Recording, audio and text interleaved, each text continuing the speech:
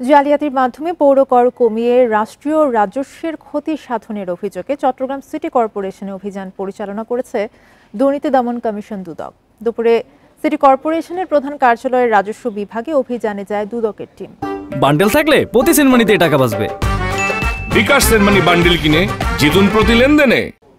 Ishaq brothers industries limited এবং ইনকনট্রেড limited নামে দুটি প্রতিষ্ঠানে নির্ধারিত পৌর কর পাল্টে দেয়া হয় ঘষা মাজা করে।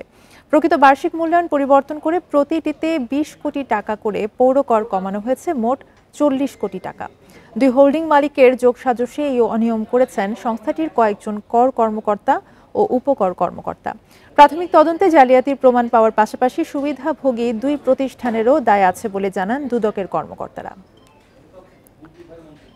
প্রথমে ২৬ কোটি টাকার ভ্যালুয়েশন ছিল, সেটাকে ঘষা মাজা করে দুই কেটে দিয়ে ৬ কোটি টাকা করা হয়েছে এবং ইনকন ব্রাদার্সের ইনকন ট্রেডার্সের ২৫ কোটি টাকা ছিল, সেখানে দুই ঘষা মাজা করে ৫ কোটি টাকা ভ্যালুয়েশন করা হচ্ছে।